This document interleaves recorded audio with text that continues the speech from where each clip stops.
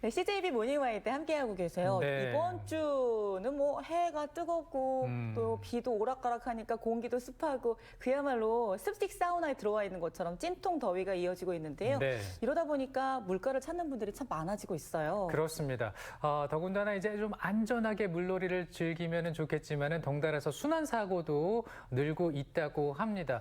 자료를 좀 보니까요, 2019년부터 2021년까지 총 3년간 우리 충북 지역의 순환 사고 건수가 무려 718건이나 된다고 합니다. 네, 해마다 이게 한 건도 일어나지 않아야 될 텐데요. 네. 오늘 그래서 여름철 순환사고 예방하는 방법 살펴보도록 하겠습니다. 네.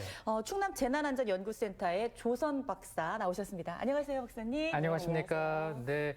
사실 저희가 물놀이 사고라고 얘기를 하긴 하는데 이게 좀 정확하게 보면은 순환 사고에 들어가는 거라고요. 네, 그렇습니다. 순환사고에는 물놀이 사고만 있는 것은 아니고요. 네. 강이나 계곡, 바다 이런 곳에서 물에 빠지거나 표류하거나 혹은 수영 미숙으로 인해서 사고가 나는 것들, 그리고 제방이나 교량 위에서 추락하는 사고 혹은 계곡에 고립되는 사고들도 다 순환사고에 포함이 됩니다. 그래서 네. 시설물이 침수돼서 일어나기도 하고요. 지금처럼 물놀이 중에 일어나기도 하고 혹은 차량이 추락하거나 침수돼서 일어나는 사고들도 다 순환사고의 하나라고 할 수가 있습니다. 네. 그렇군요. 이 순환사고가 뭐 하천이나 계곡에 물놀이 가시는 경우가 많이 있잖아요. 때로는 하천이나 계곡을 건너야 할 때도 있는데 보기에는 분명히 안전해 보이지만 위험한 경우가 많다면서요.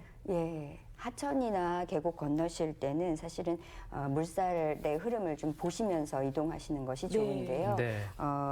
물결이 완만한 장소를 일단은 고르시는 것이 좋고 물을 쓸듯이 발로 밀듯이 하면서 건너가시는 것이 중요합니다. 그리고 물살이 셀 때는 네. 사실은 물결을 약간 거슬러 오르듯이 하셔야 휩쓸려 내려가시는 것을 좀 막을 수가 있습니다. 네. 그리고 이제 여름이 되면은 폭우가 갑자기 쏟아지는 경우도 있잖아요. 그래서 물이 불어나는데 그 상황을 그냥 위험을 무릅쓰고 또 건너려는 분들이 있는데 거기에 사고를 당할 수도 있잖아요. 이러면 안 되는 거죠. 네, 그렇죠. 비가 많이 내리고 난 직후거나 하면 더욱더 물살의 흐름 또는 수위가 높아져 있기 때문에 그런 네. 것들 좀 주의하시는 것이 좋은데요. 네. 소용돌이가 생기거나 깊은 물에 빠질 우려가 더 커지는 때가 바로 비온 직후라고 할 수가 있습니다. 웅덩이 같은 것도 생기잖아요. 네, 그렇죠. 특히나 이런 물의 힘이라는 것을 사실 우리가 쉽게 간과하는 경우가 많은데요. 네. 발목 높이 정도의 물이 흐를 때, 뭐 초속 한 1m 정도 흐른다라고 하면 성인 남성의 경우에 중심 잡고 이동할 수 있는 정도가 가능하지만 그 이상이 돼서 종아리 높이 정도만 된다 하더라도 네. 중심 잡기가 굉장히 어려워집니다. 그리고 네. 무릎 높이까지 올라온다라고 하는 정도가 되면 사실은 이때 사람한테 가해지는 힘이 성인 남성이 한 6명 정도가 나를 민다 정도 하는 힘이 돼요. 실제로는 자동차 한 대 정도는 쓸려 내려가는 힘이 여기에 들어가기 때문에 네. 실제로 보이는 것보다 물이 굉장히 힘이 셉니다. 그래서 급류가 있을 때는 특히나 조심하셔야 됩니다. 네, 이 급류가 있을 때는 특히나 좀 조심을 해야겠고요. 그리고 요즘 종종 뉴스를 통해서 접하게 되는 비보 가운데 하나가 이제 물놀이 사고 중 사망하는 경우가 있습니다. 이게 이제 뭐 물놀이 중이라든지 혹은 뭐 배나 보트가 전복돼서 발생이 될 수도 있는데 이럴 때는 우리가 어떻게 대처를 하면 될까요? 물놀이 하다가 물에 네. 빠지신 경우에는 실제로 물의 흐름을 조금 느끼시면서 좀 표면에 표류하듯이 네. 비스듬히 헤엄치면서 탈출을 시도하셔야 되고요. 혹시 이제 옷이나 신발이나 이런 거 신고 있잖아요. 네. 그렇게 될 경우에는 뭐 생존 수영의 하나이기는 한데 몸을 새우처럼 이렇게 구부리고 무릎을 팔로 양팔로 감싸듯이 해서 네. 벗기 쉬운 것부터 일단 벗겨내시는 것이 좋다고 합니다. 몸을 더 가볍게 만드는 네, 거군요. 그렇고요. 네. 선박이나 보트 같은 경우에는 사실 뒤집어지고 나면 해결하기가 좀 어려워요. 근데 요즘에 레저용 보트 많이 타시는데 기상 상황이 안 좋거나 하면 네. 실제로는 운항하지 않는 것이 가장 중요합니다. 네. 맞아요. 왜 예보 같은 거 볼 때 비 오고 바람 불고 그러면 운항하지 마세요라는 안내 방송 계속 나오잖아요. 이거 정말 잘 지켜야 될 것 같아요. 네.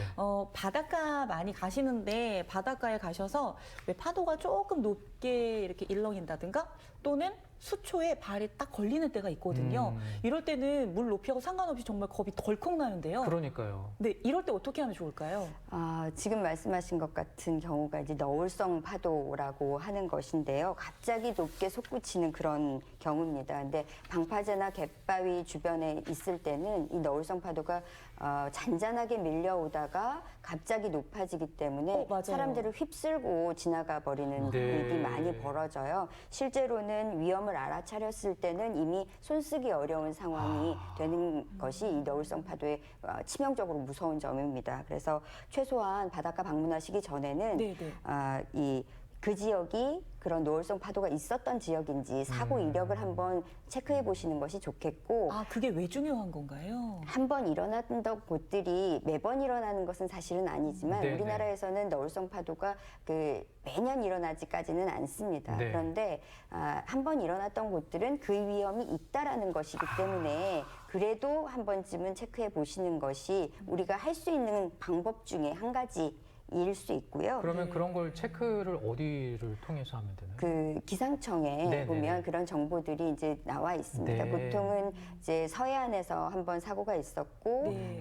동해안 고성 지역에서도 최근에 한번 사고가 있었기 때문에 그런 지역들은 좀 조심하시는 것이 좋겠고요. 네. 또 풍랑특보는 항상 네. 좀 확인하시면 좋겠습니다. 그래서 너울성 파도 예보가 있다라고 하면 가급적이면 해안가 출입은 좀 삼가시는 게 좋겠습니다. 네. 또 이 물에 빠진 사람을 발견했을 때 자기가 이제 또 수영을 잘한다고 또 뛰어들어서 구하려고 하는 사람들이 있잖아요. 이거 근데 위험하다고 우리 행동이라고 배웠잖아요. 들었어요. 그러면은 물에 빠진 사람을 발견을 했을 때 또 어떻게 해야 되는지 그리고 또 만약에 구했어요, 그분을. 구했는데 그 다음 상황에는 또 어떻게 해야 되는지 이 부분도 궁금한데요. 네, 우선은 익수사고 발생한 걸 목격했다 하면 119에 신고 전화하시는 게 제일 중요합니다. 네네. 그리고 요즘에 이제 보통 그 물놀이 장소 주변에 구조요원들이 배치되어 있는 경우들이 많기 때문에 네. 구조요원들에게 이제 도움을 우선은 요청을 하셔야 되고요. 그렇지 못한 상황이다 하면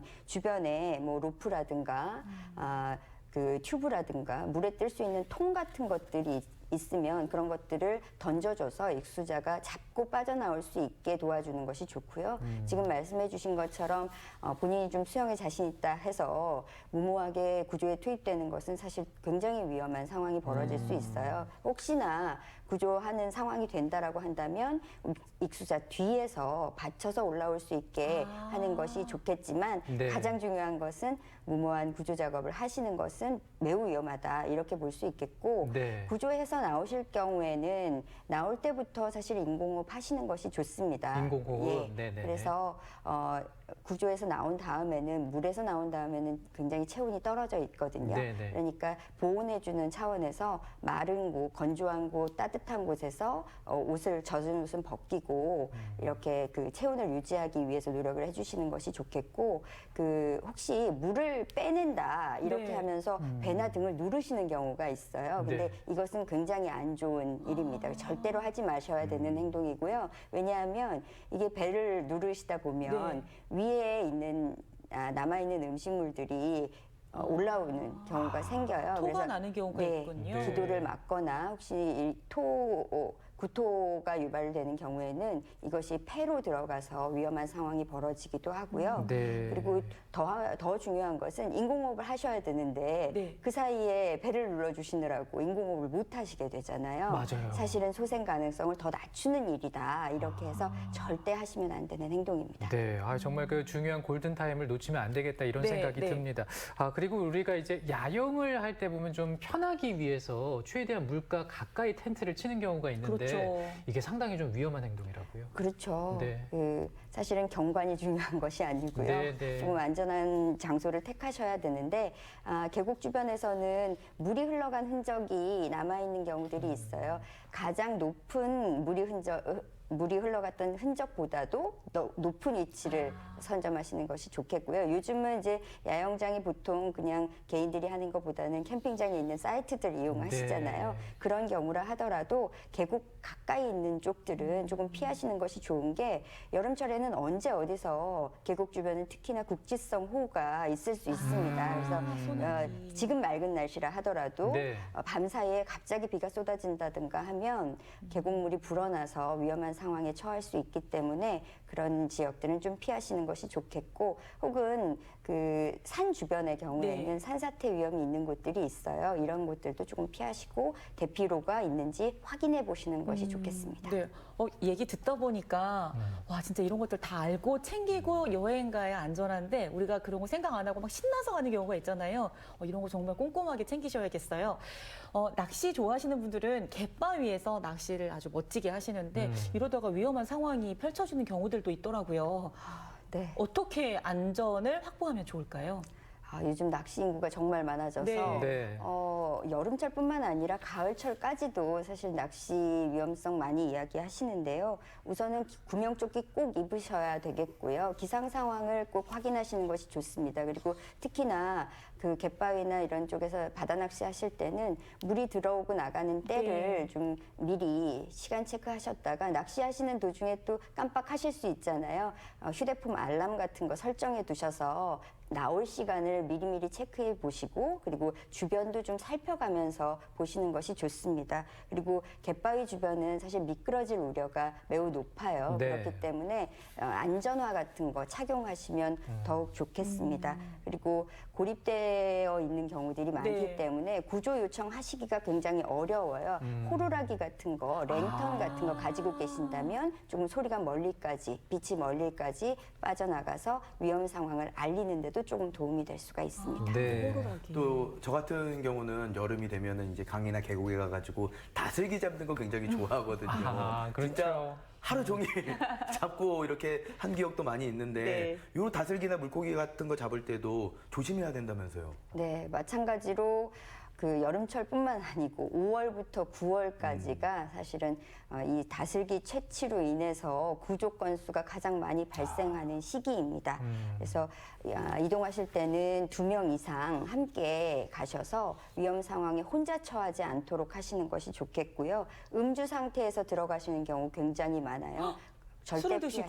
피하셔야 됩니다. 네. 네. 그리고 건강 상태 이상이 있으시다면 위험 상황이 됐을 때 빠져나오기 어려운 경우들이 많이 발생하니까 이럴 때는 좀 안 가시는 것이 좋겠고요. 특히나 지형을 좀 살피시는 것도 좋은데 익숙한 장소에 가시는 게 제일 좋고 그리고 다슬기가 많이 잡히는 뭐 스팟이라고 하죠. 네. 좋은 장소들은 사실은 완만하다가 물이 갑자기 깊어지는 곳들이 많습니다. 이런 곳들은 특별히 더 주의하셔야 되기 때문에 네.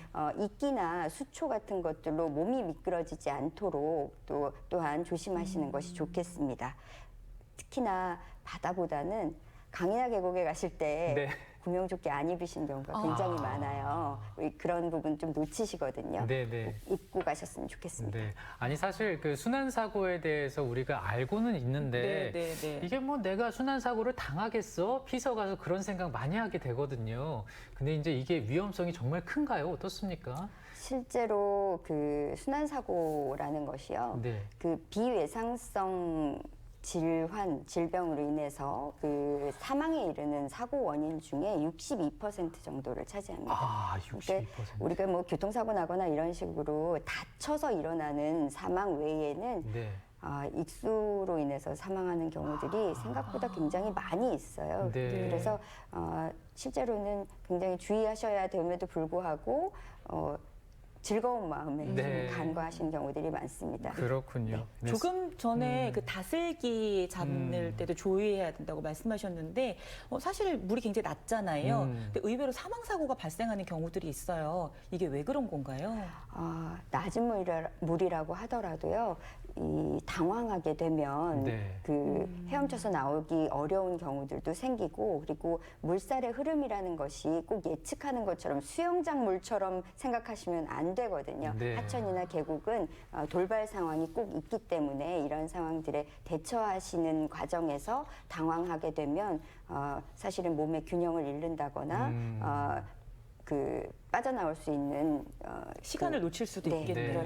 그런 경우들이 많이 발생합니다. 알겠습니다. 그렇군요. 네. 사실 이맘때쯤 되면 이제 정부나 각 지자체에서 이제 물놀이 사고, 순환 사고에 대해서 굉장히 강조를 하고 조심하라고 말씀을 하시고 또 이제 구조 훈련도 열심히 하고 있는데 특히나 뭐 이제 입수 금지 지역 또 위험 지역 이런 데만 좀 잘 들어가지 않고 이걸 좀 잘 지키면 예방이 안전수칙만 지켜도? 가능하다면서요? 네, 네네. 그렇습니다. 말씀하신 것처럼 위험 지역이라고 표시되어 있는 곳들 가지 않으시는 것이 좋고 또한 기상 상황 꼭 확인하시라고 하는 것들 이런 거 체크해 보시면 좋겠고요. 네. 안전 수칙 개인적으로도 지키셔야 되고 안전 장구도 잘 갖추시면 안전하게 물놀이 하실 수가 있을 것 같습니다. 네. 자, 오늘 알려드린 요령 잘 익히셔서 안전한 여름 피서 보내시기 바랍니다. 오늘 박사님 고맙습니다. 네. 네, 말씀 잘 들었습니다. 감사합니다. 안유선 리포터 오늘 소식 고맙습니다. 네. 요즘처럼 덥고 습한 날에는요, 또 두피 건강 신경 많이 쓰실 텐데 이 건강을 위해서, 두피의 건강을 위해서 우리가 지켜야 되는 수칙에는 뭐가 있을까요? 두피 건강을 위해서 하루 종일 오염이 되어 있잖아요. 활동하다 네. 보면. 그래서 저녁에 머리를 감아주는 게 네. 중요하고요. 네. 이때 물은 미지근한 물이 좋겠습니다. 아, 네, 네. 그리고 우리 두피에도 단백질이 필요하기 때문에 네. 영양 섭취 잘 해주시고요. 평소에 너무 강한 열을 받지 않도록 이렇게 신경 써주시는 게 좋다고 합니다. 알겠습니다. 오늘도 건강하게 또 두피도 건강하게 지키는 날들 되보시기 바라고요. 저희는 오늘 그리고 내일도 다시 또 인사를 드릴 수가 있겠네요. 오늘 시청해주신 여러분 고맙습니다. 고맙습니다.